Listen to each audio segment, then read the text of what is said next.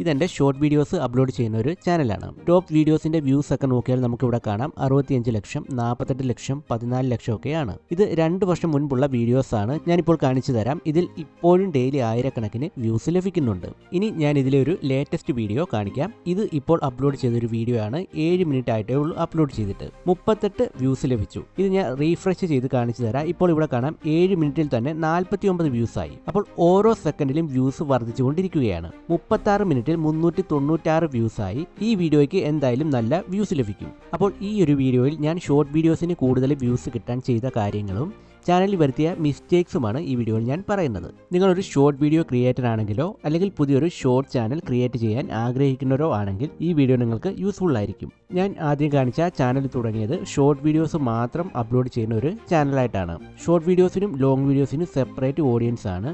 അതുകൊണ്ട് തന്നെ ഷോർട്സ് കാണാൻ ആഗ്രഹിക്കുന്ന സ്ഥിരമായിട്ടുള്ള ഓഡിയൻസിനെ ചാനലിലേക്ക് കൊണ്ടുവരാൻ സാധിക്കും. അതല്ലാതെ നമ്മുടെ വീഡിയോ ഷോർട്ട് വീഡിയോസും ലോങ് വീഡിയോസും ഉൾപ്പെടുത്തി മിക്സ് ചെയ്താണ് അപ്ലോഡ് ചെയ്യുന്നതെങ്കിൽ ഷോർട്സിന് യൂട്യൂബ് കൊടുക്കുന്ന ഇംപ്രഷൻ കുറയും. എൻ്റെ ആ ഒരു ചാനലിൽ 1000 സബ്സ്ക്രൈബേഴ്സിൽ കൂടുതൽ ആയ ശേഷമാണ് ഞാൻ അതിൽ ലോങ് വീഡിയോസ് അപ്ലോഡ് ചെയ്തത്. കാരണം 4000 വാച്ച് ടൈം കംപ്ലീറ്റ് ചെയ്യാനായിട്ടാണ് ഞാൻ അങ്ങനെ ചെയ്തത്. ഷോർട്ട് വീഡിയോസിൽ നിന്ന് കൂടുതൽ സബ്സ്ക്രൈബേഴ്സിനെ നമുക്ക് ലഭിക്കും. പക്ഷേ ഷോർട്ട് വീഡിയോ തന്നെ അപ്ലോഡ് ചെയ്തുകൊണ്ട് നമുക്ക് ചാനൽ മോണിറ്റൈസ് ചെയ്യാൻ ബുദ്ധിമുട്ടാണ്. കാരണം 10 മില്യൺ വ്യൂസ് 90 ദിവസത്തിനുള്ളിൽ കംപ്ലീറ്റ് ചെയ്യണം. അപ്പോൾ നിങ്ങളുടേത് മോണിറ്റൈസ് ആകാത്ത ഒരു ഷോർട്ട് ചാനൽ ആണെങ്കിൽ കൂടുതൽ സബ്സ്ക്രൈബേഴ്സ് ആയതിനു ശേഷം അതിൽ ലോങ് വീഡിയോസ് അപ്ലോഡ് ചെയ്യാവുന്നതാണ്. പിന്നീട് ഞാൻ ചെയ്ത കാര്യം അപ്ലോഡ് ചെയ്യുന്ന ടൈമാണ്. ഒന്നിട വിട്ടാണ് ഞാൻ വീഡിയോ അപ്ലോഡ് ചെയ്തുകൊണ്ടിരിക്കുന്നത്. ഈവനിങ് ടൈമിലാണ് കൂടുതലായിട്ടും വീഡിയോസ് അപ്ലോഡ് ചെയ്തിരുന്നത്. അപ്പോൾ ഇങ്ങനെ ചെയ്യുന്നത് കൊണ്ടുള്ള പ്രയോജനം സ്ഥിരമായിട്ടുള്ള ഓഡിയൻസിനെ നമ്മുടെ ചാനലിലേക്ക് ലഭിക്കും എന്നതാണ്.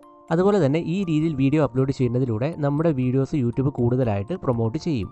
ഈ രീതിയിൽ ഏകദേശം 50,000 സബ്സ്ക്രൈബേഴ്സ് ഒക്കെ ആകുന്നത് വരെ ഞാൻ ഇതുപോലെ ചെയ്തു. പിന്നീട് എനിക്ക് ഈ രീതിയിൽ കൺസിസ്റ്റൻ്റ് ആയിട്ട് വീഡിയോ അപ്ലോഡ് ചെയ്യാൻ സാധിച്ചില്ല. അത് ചാനലിനെ കാര്യമായിട്ട് ബാധിക്കുകയും ചെയ്തു.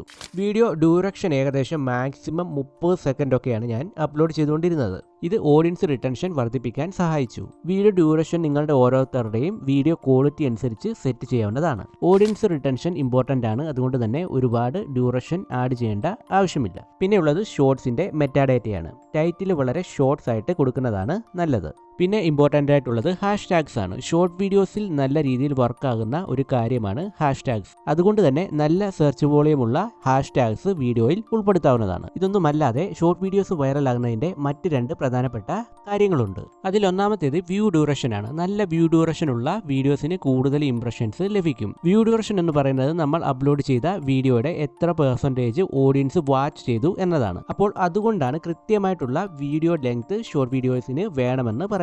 അതുപോലെ തന്നെ ഓഡിയൻസിനെ എൻഗേജ് ചെയ്യുന്ന രീതിയിൽ വീഡിയോ എഡിറ്റ് ചെയ്തിരിക്കണം. ഇതിനായിട്ട് ട്രെൻഡിങ് ആയിട്ടുള്ള മ്യൂസിക് വീഡിയോയിൽ ഉൾപ്പെടുത്താവുന്നതാണ്. ഇത് ഇംപ്രഷൻ വർദ്ധിപ്പിക്കാനും സാധിക്കും. കാരണം ട്രെൻഡിങ് മ്യൂസിക് യൂട്യൂബ് പുതിയ ഓഡിയൻസിലേക്ക് സജസ്റ്റ് ചെയ്യും. എഡിറ്റ് ചെയ്യുമ്പോൾ നമുക്ക് സബ് ടൈറ്റിൽസ് ആഡ് ചെയ്യാം. സബ് ടൈറ്റിൽസ് ആവശ്യമുള്ള വീഡിയോ ആണെങ്കിൽ അത് ആഡ് ചെയ്യാവുന്നതാണ്. അപ്പോൾ ഇതെല്ലാം തന്നെ ആവറേജ് വ്യൂ ഡ്യൂറേഷൻ വർദ്ധിപ്പിക്കാൻ സഹായിക്കും. രണ്ടാമത്തെ കാര്യം ഓഡിയൻസ് എത്ര പെർസെൻറ്റേജ് വീഡിയോ കണ്ടു അല്ലെങ്കിൽ എത്ര പേര് വീഡിയോ സ്വൈപ്പ് ചെയ്തു എന്നതാണ്. ഷോർട്ട് ഫീഡിലൂടെ യൂട്യൂബ് ഓഡിയൻസിലേക്ക് വീഡിയോ സജസ്റ്റ് ചെയ്യുമ്പോൾ ഓഡിയൻസ് അത് വാച്ച് ചെയ്തോ അതോ അത് സ്വൈപ്പ് ചെയ്ത് പോയോ എന്നതാണ്.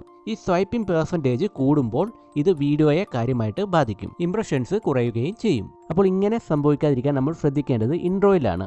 ലോങ് വീഡിയോസിലെ പോലെ തന്നെ നല്ല അട്രാക്റ്റീവ് ആയിട്ടുള്ള ഇൻട്രോ ആവശ്യമാണ്. ഓഡിയൻസിനെ ആ വീഡിയോയിലേക്ക് ഹുക്ക് ചെയ്യുന്ന രീതിയിലുള്ള ഇൻട്രോ ആയിരിക്കണം. ഇതിനായിട്ട് ക്വസ്റ്റ്യൻ ചോദിച്ചുകൊണ്ട് തുടങ്ങാം. അതല്ലെങ്കിൽ വീഡിയോയുടെ ഏതെങ്കിലും ഒരു ഇമ്പോർട്ടൻ്റ് ആയിട്ടുള്ള ഭാഗം ഇൻട്രോയിൽ ഉൾപ്പെടുത്താവുന്നതാണ്. അപ്പോൾ ഈ രീതിയിൽ നമുക്ക് ഷോർട്സ് കൂടുതൽ എൻഗേജ്ഡ് ആക്കാവുന്നതാണ്. ഞാൻ ഈ വീഡിയോയിൽ പറഞ്ഞ കാര്യങ്ങളെല്ലാം തന്നെ ഷോർട്ട് വീഡിയോക്ക് നല്ല രീതിയിൽ വ്യൂസ് ലഭിക്കാൻ സഹായിക്കുന്ന കാര്യങ്ങളാണ്. ഇതെല്ലാം കൺസിസ്റ്റൻ്റ് ആയിട്ട് ചെയ്യുകയാണെങ്കിൽ നല്ല രീതിയിൽ ഷോർട്ട് ചാനൽ വളർത്തിയെടുക്കാവുന്നതാണ്.